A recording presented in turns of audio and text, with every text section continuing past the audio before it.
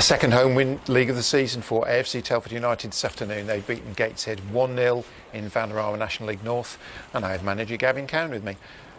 Gavin, you walked to speak to the people on the radio with a big grin on your face there as you walked around there. Obviously very happy with today's result. Yeah, absolutely. I think, like I said previously, there's no easy game, just different challenges, and I thought today was a very different challenge to what we've had previously. We knew that they'd have a lot of the ball, but credit to my players, I thought they were so disciplined out of possession. Everything that we thought that they would throw at us, they did. And even a little bit of detail through the course of the game where the lads had to take information on board to implement that was credit to them. So, like I've said before, as a staff, all we can do is give them all of the detail and give them all of the information for them to go out and be the best they can be. But when they go over that white line, there's not a lot we can do. So, credit to the players. I thought they were awesome today, and like I say, sometimes it's not all about possession. I think we even had the better chances. So yeah, we're very happy. Sure.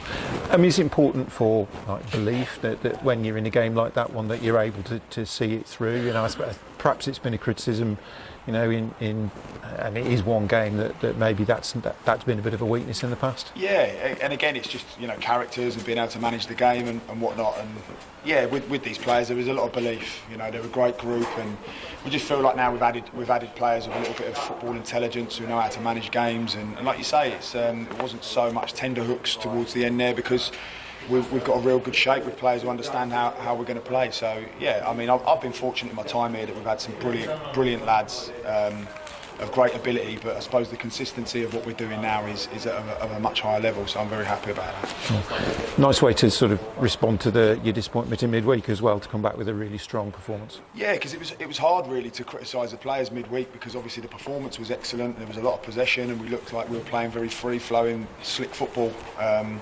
My only gripe was that we were probably a little bit impatient and doing things we wouldn't normally do to try and win a game that we felt that we were going to go on and win quite comfortably. So yeah, it's disappointing, but we unfortunately we couldn't take chances, and when I took chances, there was numerous, as you know.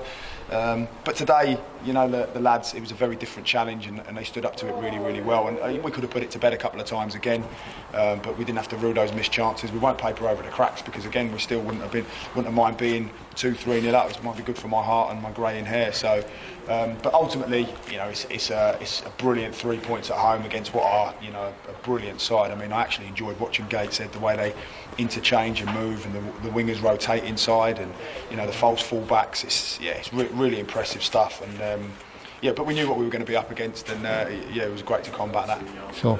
And you've got no game in midweek this week for the first time in a couple of weeks, so back to regular training Tuesday, Thursday, and just gives you the opportunity to build on today. Yeah, I suppose God sometimes gives us these silver linings, and the silver lining of going out of the FA Cup, there's the disappointment, but the silver lining is, instead of playing 5 games in 2 weeks, we're playing 3. So it gives us a chance to rest and recuperate, and the lads to be able to come back down to earth and try and enjoy their week and enjoy those 3 points a little bit longer. But make no mistake, we'll enjoy that tonight, and even tomorrow. But coming in on Tuesday, we'll be very much focused on the next game and getting another 3 points.